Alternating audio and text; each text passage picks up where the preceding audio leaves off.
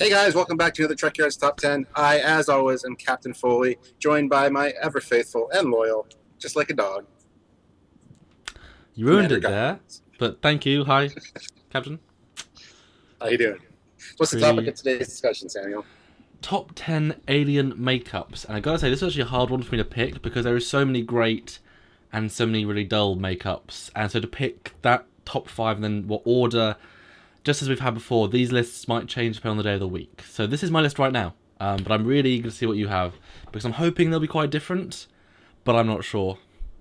Yeah, this one was kind of tough because there is so many. I kind of stuck with some of the major ones. So anyway, let's And go right into and how do into you it. pick, with iconic to really interesting to clever to what you personally enjoy? So Yeah.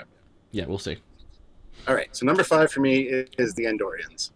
Pretty straightforward, simple departure from a humanoid form with a little antenna. Mm-hmm. Plus, you got the TOS style as well as the Enterprise era with the moving antenna. With the big There's actually wig. a reason behind that, but I can't recall what it is offhand. But nice blue makeup, and I think it looks great. Did you like the Um, alternate silver or whitey versions, the Moon of Andoria version from Enterprise? um, yes, yes, I did.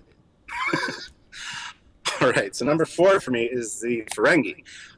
Very alien looking with the four-lobe brain, and so the bigger skull, the ears with the umaks.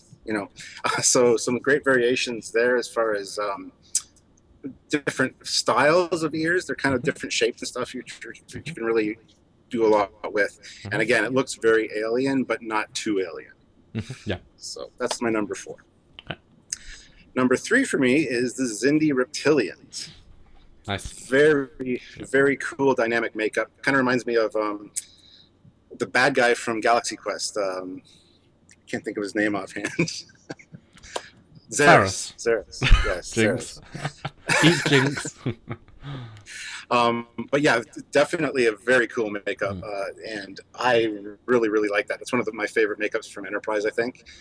So I'm gonna be that's number honest. 3 on my list. Though. Gonna be honest. I wish I'd remembered that because it would have been at least honourable.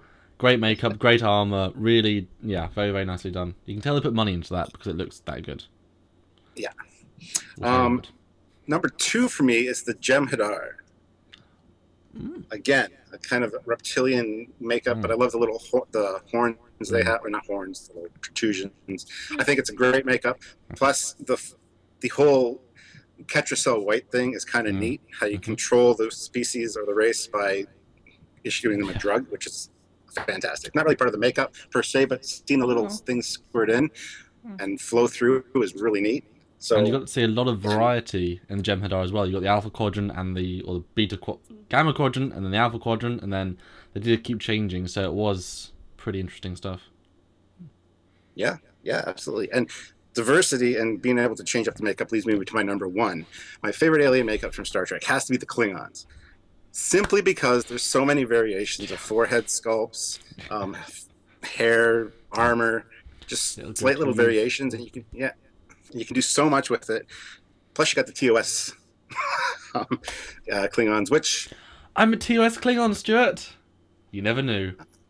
you got to dirty up your face a bit. But anyway, That's true. so yeah, and there's different variations for that too. Of course, you got the Enterprise reason for that, the genetics, and then you've got the FASA version, which they were actually the Imperial Klingons were the ridged ones, and then the spies that were used to infiltrate Federation space looked more human, so they had an easier job infiltrating Federation space. Doesn't really explain why the ground soldiers are looking normal, but okay. Well, yeah, they just ship loads of people off into Federation space like that. Okay. And there was Romulans ones too. It's worth pointing out for FASA. There's Klingons that look like Romulans as well for the same reason. So there you go. Awesome.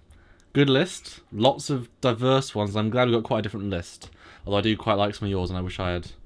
Again, they change depending on the day of the week, sort of thing. But my number 5 is the Nausicaans, because I think they're a great alien, or should I say, a cool semi-predator. Exactly. Clearly inspired by mouth spikes, but I love how fierce the makeup really is. And when you sort of know Yeah, well, that's the opposite of the Predator. But you sort of know when an alien actually comes together, and it's not just an alien of the week. And I think these really came together, and it's a great mix of humanoid and just the right amount of the right sprinkle of alien. Plus, I do think for the most part they look pretty realistic. I just think it's a great look and a very natural what if alien style. So yeah, I like the Nausicaans. Cool. I like them too, and they're tall. They're all tall. Yeah. Yeah, and then just that whole episode with Picard, and Q. Yeah, it's just a great, really has the episode. It's a great alien. My number 4 is the Hirogen, because I really like the Hirogen. It's a full face makeup, and I think it looks really alien, yet very realistic. Like another race has evolved on another M-class planet, and it's just a bit different, but enough, and it sort of speaks of a different style, and that's how we got the Hirogen. I think it's just a great makeup job that really works with the armour and the mask, and just the overall Hirogen aesthetic I really like. And I've kind of gone for the more realistic style ones, but I think it's interesting, and I could see it being a very normal, we could find something like that in a few hundred years sort of thing. So yeah, absolutely, yeah. My number 3, and these get a bit more radical, is the Ferengi. So we've got a similar one there. They really managed to make this makeup work once they got into their stride. It's different yet familiar. Weird and not too weird. And Quark, Rom, and Nog really became more than actors in makeup. They became true aliens, which is sort of the point of the makeup. But part of the family, aliens. You just accepted them without even thinking. They were aliens. And that is the great mark, or the mark of great makeup. Really interesting and really well done. And you get a lot of, acting out of the mask, and it's just, yeah, really, really good makeup. Really definitive. Number 2 for me is the Cardassians. Yes. There is a knack to good design, as I said earlier, to make someone in a mask look alien. But this makeup is fantastic. It has a large and intricate neck piece, many, many face pieces. It really envelops the actor and it gives him full acting range. You can tell they're really planning on using the Cardassians later on because they really gave them the quality makeup and just the thought of a good alien. And after a lot of practice in DS9, you very much, again with same with Ferengi, forget that they're aliens, just as with other major races. They just become part of the static alien of Starfleet. Or not Starfleet, but yeah, just great race, great makeup, and oh god, how many hours to just affix it to the neck, and just terrible. But the spoon heads, yes. But good, well, yeah, that too. Good design though. But number 1, I don't think there can be any debate, any worry, any thought. It's also the Klingons, because it is definitive, classic, interesting, diverse, and something that has evolved and de-evolved. It's really something synonymous with Star Trek. They're the most iconic villains, and the makeup is fantastic. Alien yet humanoid, aggressive yet measured, and so much hair. I mean, come on, guys, it's so unkempt. Apart from Chang, who has so little hair, and it works. Yes. Just fantastic. Although, once the Star Trek motion picture makeup was fixed, because they look a bit weird. Yeah. Gotcha. Yes, but a great makeup, and just like I said before, so many variations. Not so much in the start of TNG because they couldn't afford all the different makeups, but when they really got into their stride, and then back on Enterprise, I mean, just so many varieties. It was really interesting, and just Plus the ones from the motion picture, which are a little bit different, which were done by our good friend Steve Neal. So some really cool ones. Some really the cool pie ones. crest, the pie crest heads. Yeah, and it's a forehead of the week, but that's the next level of that, and I think. Again, because you got to consider, we think of the Klingons as normal, or at least those who grew up with that. But to go from TOS to that, and then I suppose to Star Trek 3, and it's like, wow, this race is coming to its own. What are they? Oh, the Klingons? Nice. And then it's just, obviously that's how they should be. So really shows iconic makeup. So that's my list. Cool. Very nice list. I'm actually pleasantly surprised. I figured you'd have the Xindi reptilian on there for sure, because I know you like the Xindi, so... Yeah, I think just because the amount of a big part of the makeup is how much acting you can get out of the face, and that shows how they really design it well. Xindi was pretty good, but you didn't get to really focus on them as much. I think if there was like a multiple series arc, they might have done more to it. I don't know. But what is your honourable mention, Stuart? The Breen. No, I'm just kidding. If we ever got to see them, maybe, who knows? My honorable mention is the Gorn. Right. I don't know if it really qualifies as a makeup. It's more of a mask. So that's why I have a different That's excellent. honorable mention on here just in case. But Okay. the Gorn are something that could be very diverse. You see them in TOS, of course, and then the J.J. Abrams video game, which they actually look very cool, very dinosaur-like. Well, And then yeah, In they're a Mirror dinosaurs. Darkly. Yeah. Yeah, In a Mirror Darkly. So I don't know if it really qualifies as makeup because the first one's a mask, and then this one from In a Mirror Darkly is CG. So Yeah, let's go with your secondary one.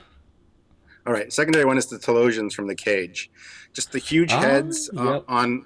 They were women that were in those roles, and the pulsing, just the pulsing heads was really The veins, really yeah. cool and good effect for the time. Even it even holds up now, I think, as far as makeup goes, and looking very alien. So there you go. The Telosians are my honorable mention.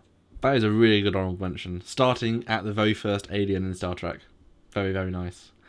I'm going to cheat, but you had two, sort of, so we do this occasionally. My first one is the Vaudois from Voyager, because what a cool alien.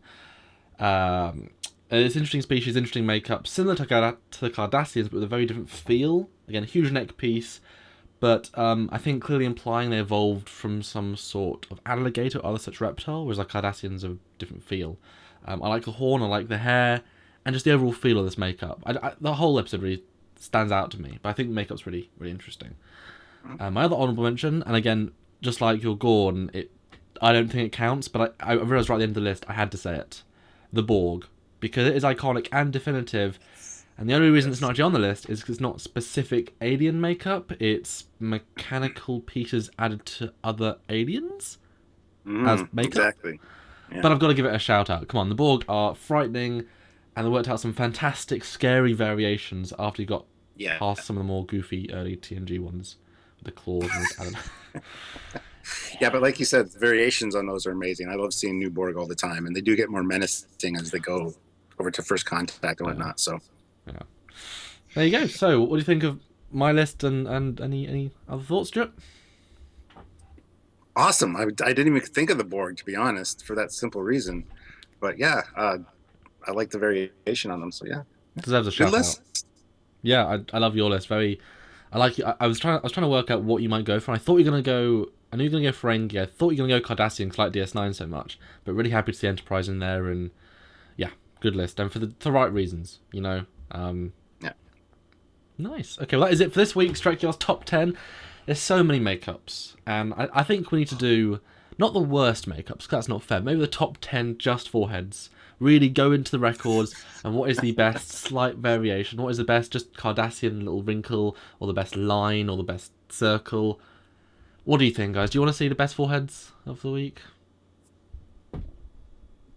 Sure, why not? Sure, why not? But let us know what you think of our makeup choices. If you think the Borg do count, don't count. If you think the Gorn counts, doesn't count, whatever, let us know. And let us know what else you want to see for Trekyards Top 10. But tune in next week for another great episode. So until then, this is Commander Cockins. And Captain Foley. We will see you next week. Bye, guys. Bye, everybody.